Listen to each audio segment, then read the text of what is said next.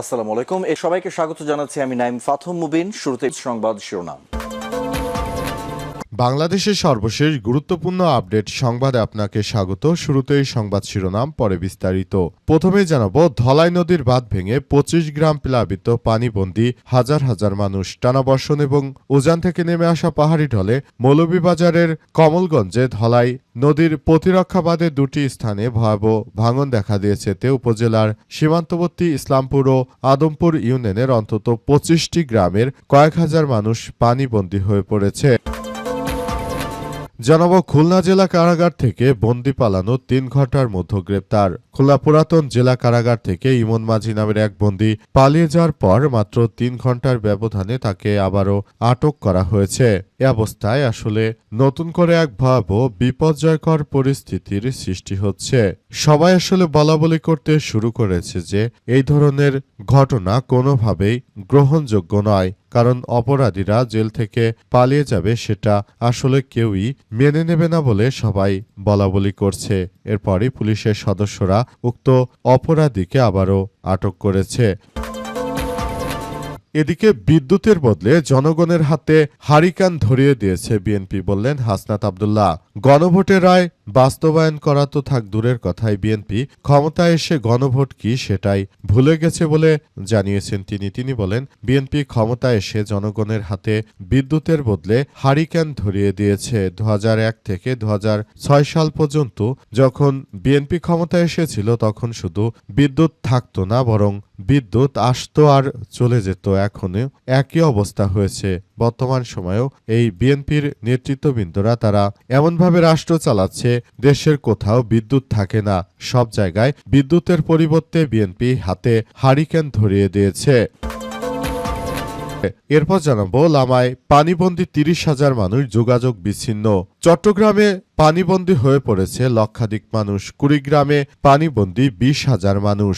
টানা 5 দিনের ভারী বর্ষণ ও পাহাড়ি ঢলে বান্দরবনের লামা উপজেলায় বন্যা পরিস্থিতি চরম অবনতি হয়েছে। উপজেলার একটি পৌরসভা এবং 7টি ইউনিয়ন জুড়ে দেখা দিয়েছে ভয়াবহ মানবিক বিপর্যয়। পাশাপাশি চট্টগ্রামে পানিবন্দী হয়ে পড়েছে লক্ষাধিক মানুষ। ধলাই নদীর বাঁধ ভেঙে 25টি গ্রাম প্লাবিত হওয়ার পাশাপাশি কুড়িগ্রামে পানিবন্দী 20,000 মানুষ। চট্টগ্রামে বন্যা এবং ভূমিধস কবলিত এলাকা পরিদর্শনে যাবেন বিরোধী দলীয় নেতা বাংলাদেশ জামাত ইসলামের আমির ডাক্তার শফিকুর রহমান। এবং সর্বশেষ জানাবো, আর্জেন্টিনার খেলা নিয়ে তর্ক, লেবার সর্দারকে কুপিয়ে জখম। নাটোরের সিংড়া আর্জেন্টিনা ও মিশরের ফুটবল খেলা নিয়ে তর্ক বিতর্কে শামসুল ইসলাম নামের এক লেবার সর্দার বা দিনমজুরকে কুপিয়ে জখমের অভিযোগ উঠেছে স্থানীয় কার্যক্রম নিষিদ্ধ আওয়ামী লীগ নেতাকর্মীদের বিরুদ্ধে। অভিযুক্ত কার্যক্রম নিষিদ্ধ আওয়ামী লীগের কর্মীর নাম শফি মিদা। তিনি সিংড়া পৌরসভার কোতোয়াবাড়ি মহল্লার কাবিল উদ্দিন মিধার ছেলে। প্রিয় দর্শক, এতক্ষণ শুনছিলেন সংবাদ শিরোনাম, এবারে বিস্তারিত। তবে তার আগে বন্ধুরা অনুরোধ থাকবে, এই সংবাদটিতে একটি লাইক দিন। এই চ্যানেলে আপনি নতুন হয়ে থাকলে আমাদের সংবাদটি দেখতে দেখতে চ্যানেলটি সাবস্ক্রাইব করে রাখুন। কমেন্ট করে বন্ধুরা আপনার মূল্যবান মতামত জানিয়ে দিন আপনি বিশ্বের কোন দেশ থেকে বা বাংলাদেশের কোন স্থান থেকে আমাদের সংবাদটি দেখছেন এবং শুনছেন। আর বন্ধুরা, সংবাদটি আপনার সোশ্যাল মিডিয়া ফেসবুকে শেয়ার করে বন্ধুদেরও দেখার সুযোগ করে দিন। আজকের এই সংবাদ সম্পর্কে আপনার মূল্যবান মতামত কমেন্ট বক্সে কমেন্ট করে জানিয়ে দিন। গাজা যুদ্ধে আপনি যদি নিরীহ ফিলিস্তিনিদের ভালোবেসে থাকেন বন্ধুরা, কমেন্টে ইয়েস লিখে পুরো বিশ্বকে আমাদের এই তাজা আপডেটটি দেখার সুযোগ করে দিন। এবারে বিস্তারিত। লামায় পানিবন্দী 30,000 মানুষ, যোগাযোগ বিচ্ছিন্ন। এবার বান্দরবনে লামায় ব্যাপক আকারে পানি বৃদ্ধি পেয়েছে। পাশাপাশি চট্টগ্রামে পানিবন্দী হয়ে পড়েছে লক্ষাধিক মানুষ। কুড়িগ্রামে পানিবন্দী অন্তত 20,000 মানুষ। পাশাপাশি চট্টগ্রামে বন্যা ভূমিধস কবলিত এলাকা পরিদর্শনে যাবেন বাংলাদেশ জামাত ইসলামের আমির ডাক্তার শফিকুর রহমান। টানা 5 দিন ভারী বর্ষণ, পাহাড়ি ঢলের ফলে বান্দরবনের লামায় আসলে ব্যাপক আকারে পানি বৃদ্ধি পেয়ে অনেক মানুষ পানিবন্দী হয়ে পড়েছে। বিশেষ করে করে উজানের ঢল এবং ভারতের হিন্দুত্ববাদী নরেন্দ্র মোদীর কুখ্যাত সন্ত্রাসীরা পানি ছেড়ে দেয় বাংলাদেশে শুষ্ক মৌসুমে পানি না থাকলেও যখন বর্ষা মৌসুম তখন বাংলাদেশের পানির প্রয়োজন নেই। তারপরও ভারতের কুখ্যাত হিন্দুত্ববাদীরা তারা মূলত পানি ছেড়ে দিয়ে তারপর তারা নিয়ে যাচ্ছে অন্যদিকে। অবস্থায় কি হতে চলেছে সেসব বিষয় নিয়ে এখন পর্যন্ত কিছু বলা যাচ্ছে না। শেষ পর্যন্ত বিষয়গুলো নিয়ে সবাইকে খুবই সতর্কতার মধ্যে থাকতে হচ্ছে। সবাইকে যে কোনো মূল্যে এই বিষয়গুলো নিয়ে খুবই গুরুত্ব সহকারে কার্যক্রম চালিয়ে যাওয়ার মধ্য দিয়ে মূলত সবাইকে এগিয়ে যেতে বলা হচ্ছে। অবস্থায় আসলে নতুন করে কি হতে চলেছে সেটি এখন পর্যন্ত বলা যাচ্ছে না। দেখা যাক শেষ পর্যন্ত বিষয় কোন দিকে যায় সেটি। এই পানিবন্দী মানুষের জন্য সরকার কি কার্যক্রম চালায় বা কতটুকু ভূমিকা রাখে সেটি এখন পর্যন্ত বোঝা যাচ্ছে না।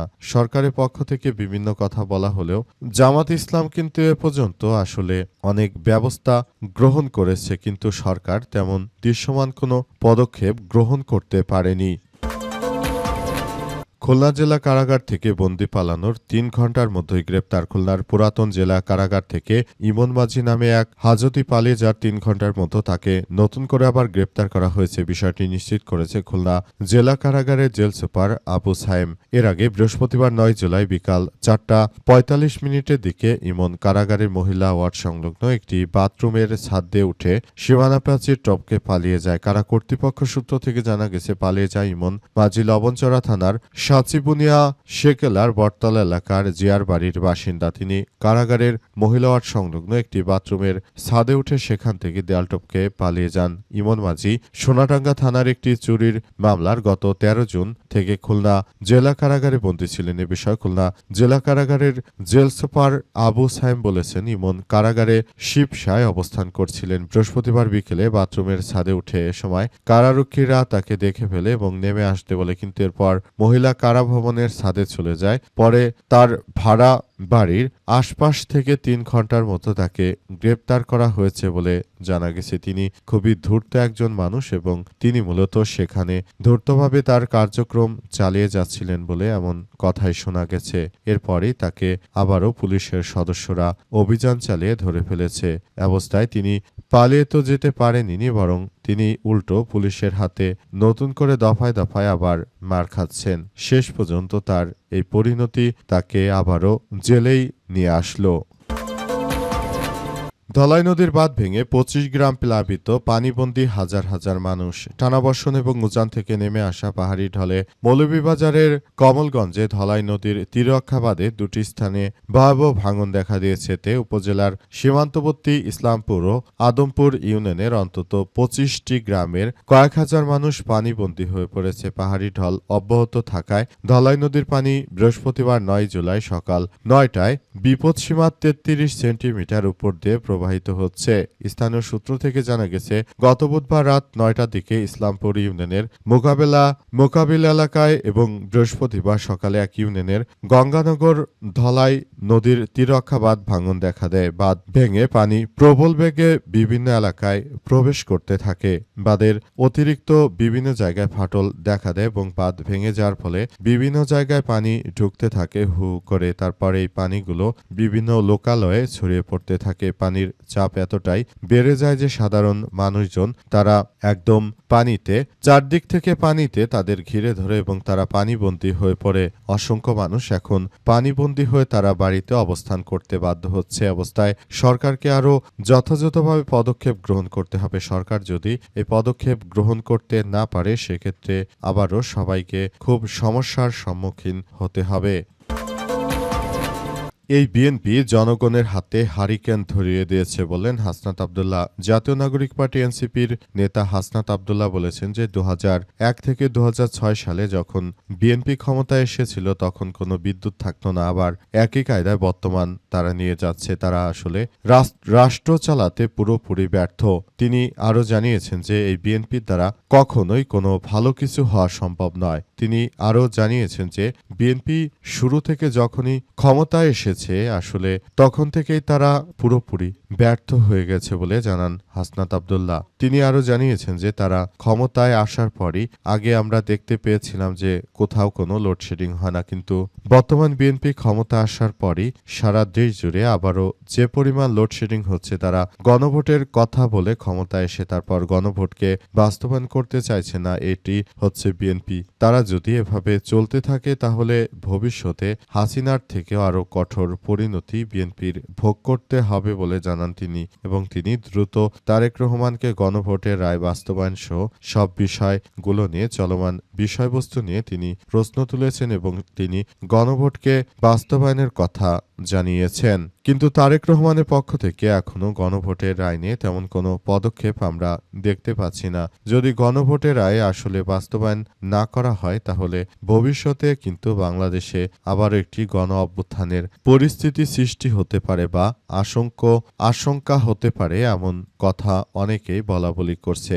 সুশাসনের জন্য নাগরিক সুজন বদিউজ্জামানও তিনি এমন ধরনের বিষয়গুলো নিয়ে খুব সতর্কতায় রয়েছেন এবং আদতে বাংলাদেশে এমন কোনো ঘটনা ঘটতেও পারে, এই বিষয়গুলো অনেকেই আসলে ভাবতে শুরু করেছে। তবে শেষ পর্যন্ত বিষয়গুলো কোন দিকে যায় সেটি এখন পর্যন্ত বলা যাচ্ছে না।